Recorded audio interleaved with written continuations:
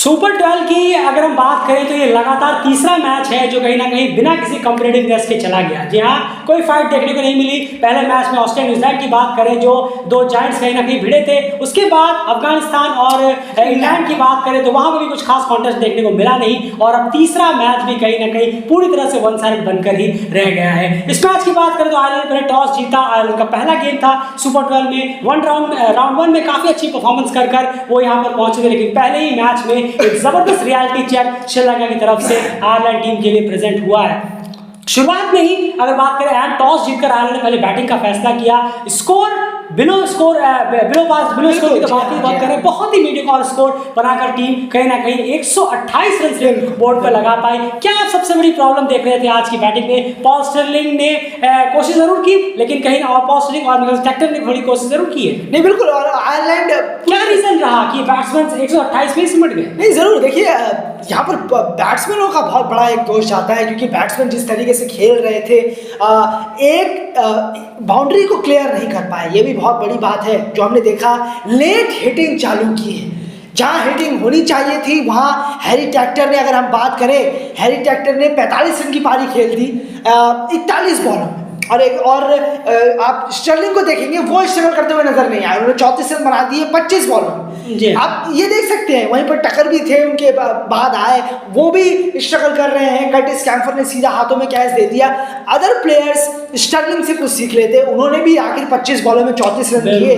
पर जो टैक्टर है उन्होंने 45 रन बनाए 42 तकरीबन बॉलों में, 41-42 बॉलों में। इतना वक्त लग गया 45 रन बनाने में, जो कि कुछ शॉट तो आसान थे, आसानी के साथ जाया जा सकते थे। लेकिन जब हमने देखा at the last moment death ओवरों में जब हिटिंग चालू की, तब कैसे ऐसे करके विकेट गिरना चालू हो गए, और 60 पे 4 थे 10 ओवर में, और 128 पे 8 हो गए 20 ओवर में। 68 रन बने आखिर के 10 ओवर में, और 4 विकेट। और बिल्कुल, तो कहीं ना कहीं कोई भी शॉट क्लीन लगाने में कामयाब जो है वो बैट्समैन रहे नहीं, बाउंड्रीज को पार करने में कामयाब नहीं रहे। यहाँ पर डेफिनेटली ये कहना होगा कि जब आप देख रहे हैं कि बाउंड्रीज क्लियर नहीं हो रही है, थोड़ी दिक्कत हो रही है, तो आप कम से कम यहाँ पर सेंसिबल क्रिकेट खेला जा सकता था। जरूरी नहीं है कि आपको सिर्फ शॉट्स लेने थे, और ये आप ही की टीम ने सिखाया था। जी हाँ, अभी 3-4 दिन पहले डॉकरेल और कर्टिस कैम्फर ने भी दिखाया था कि लॉन्ग बाउंड्रीज में अगर शॉट्स क्लियर नहीं हो रहे तो आप किस तरह से बैटिंग करेंगे। और वही पहले तो वो अपना ही कहीं ना कहीं रूल भूल गए डॉकरेल और कर्टिस कैम्फर की बात करो, लेकिन उसके साथ साथ बाकी प्लेयर्स भी, और बेलबर्नी की बात करें, उसके बाद एक और प्लेयर थे जो लेग साइड में शॉर्ट बाउंड्रीज को कवर करने के चक्कर में अपना विकेट जो है गवा दिया, और बोल्ड हो गए दोनों के दोनों बैट्समैन। वो शॉट कहीं ना कहीं से बचा जा सकता था। थोड़ा सेंसिबल क्रिकेट खेलते तो शायद आप 150 तक पहुंच सकते थे बिना कोई रिस्क लिए भी। रिस्क लेकर भी आपसे लेकर 128 बोर्ड पर लगा पाए, जो किसी भी हाल में काफी था नहीं। एंड श्रीलंका के बॉलिंग डिपार्टमेंट के लिए क्या देख रहे हैं? नहीं बिल्कुल, और श्रीलंका की बॉलिंग डिपार्टमेंट वाकई कमाल की रही है। खासकर उनके स्पिनर वलंडू हसरंगा है, उन्होंने 26 रन देकर 2 विकेट, जबकि 2 प्राइम बॉलर एंड थे भी नहीं बिल्कुल। और श्रीलंका को इसका अभी देखना होगा, श्रीलंका को इसके लिए, क्योंकि जो पेसर्स है वो इतने अप टू द मार्क नहीं है, ये जरूर है। चलिए अच्छी बात है कि आप टूर्नामेंट के स्टार्ट में है, तो यहाँ पर आप बहुत अच्छा कर रहे हैं, और बैट्समैन बहुत संभाल रहे हैं। और खासकर आपके 2 प्राइम स्पिनर जो बखूबी बहुत ही शानदार काम कर रहे हैं। तिक्षाना 19 रन देकर 2 विकेट लिए उन्होंने। क्या लेंथ है, क्या लाइन है, जबरदस्त फील्डिंग प्लेसमेंट इतनी जबरदस्त है। वलंडू हसरंगा बहुत सारी वेरिएशन के साथ कुछ ना कुछ ट्राई करते हैं, और आराम देखा आज। बिल्कुल, तो हम बहुत अच्छी बात है कि ये 2 स्पिनर बहुत कुछ कर रहे हैं अपनी टीम के लिए। वरना अगर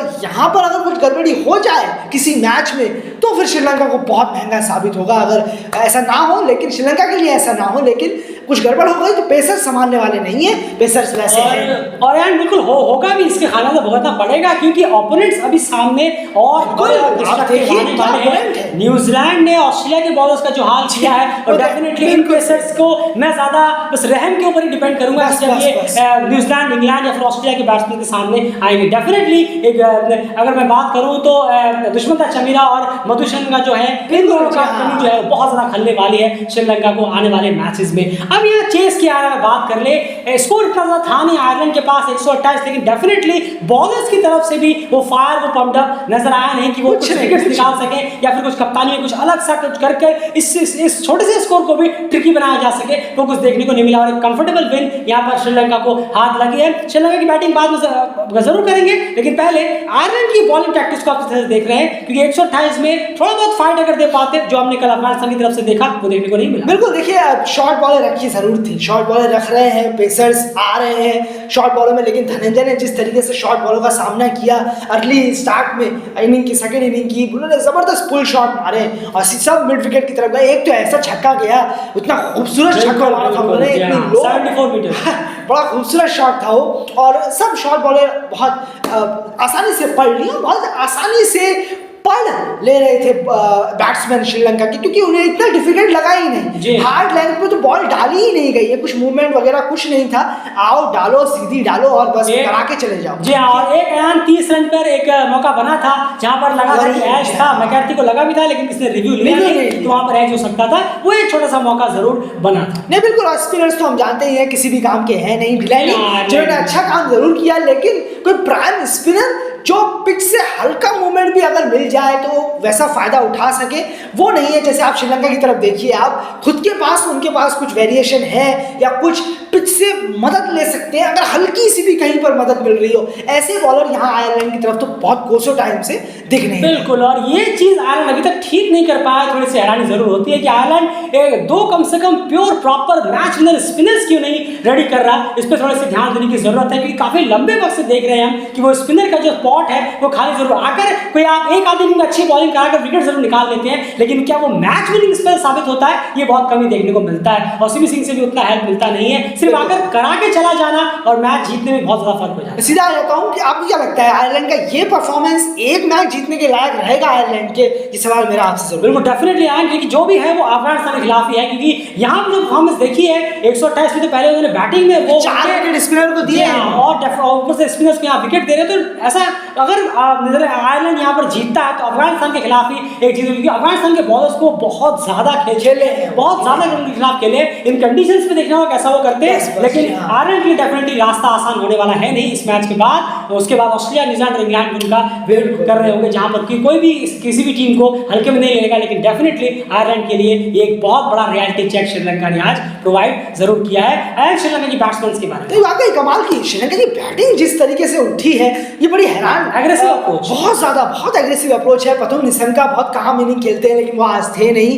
धनंजय आए, उन्होंने भी जबरदस्त हाल हिटिंग करी और बहुत इस तरीके से बैटिंग ऑस्ट्रेलिया की कंडीशन में जाकर, जहां पर ये जो बैट्समैन है वो खेले ही नहीं। इस साल एक सीरीज खेले थे फरवरी मार्च के टाइम पर, आई थिंक इस साल गए थे, 4-1 से हार के आए, उसके बाद सीधा अब आए हैं। लेकिन अब जो ट्रांसफॉर्म हुआ है बैट्समैनों का, ये बड़ा कमाल का है। निडर होकर क्रिकेट खेल रहे हैं, वाकई शानदार। बिल्कुल, तो फिलहाल इस एनालिसिस में इतना ही। श्रीलंका ने शुरुआत करी है जीत के साथ सुपर 12 में, आयरलैंड ने हार के साथ, और हार से ज्यादा कई सारे सवाल भी उनके साथ जुड़ गए हैं जो उन्हें ठीक करने की जरूरत है। उनमें से एक सवाल ये भी है कि आयरलैंड स्पिनर्स को तैयार करना कब शुरू करेगा, कि एक फॉर्म हम कहेंगे कि नहीं, आयरलैंड में वो एक स्पिनर है जो बहुत ज्यादा फेमस है, बहुत कहते हैं कि ओकेशनल विकेट्स नहीं, रेगुलर विकेट्स निकालता है, मैच विनर है, वो अभी तक स्पिनर देखने को मिलते नहीं। और पॉल स्टिरलिंग और बैन बर्नी से टीम कब बाहर निकलेगी कि अब कभी कभार देखने को मिलता है, कर्टिस कैम्बल डॉकले एक मैच में चले, अब देखना होगा कि बाकी पॉल स्टिरलिंग और बैन बर्नी ना चले तो फिर टीम कब परफॉर्म करती है। ये थोड़ी सी दिक्कत वापस से आयरलैंड के साथ जुड़ती हुई नजर आ रही है। फिलहाल इस वीडियो में इतना ही। वीडियो को लाइक करिए, सब्सक्राइब करिए और बने रहिए क्रिकेट चैनल के साथ। लगातार एनालिसिस, कम्युनिटी टैब चेक करना हमारा मत भूलिएगा।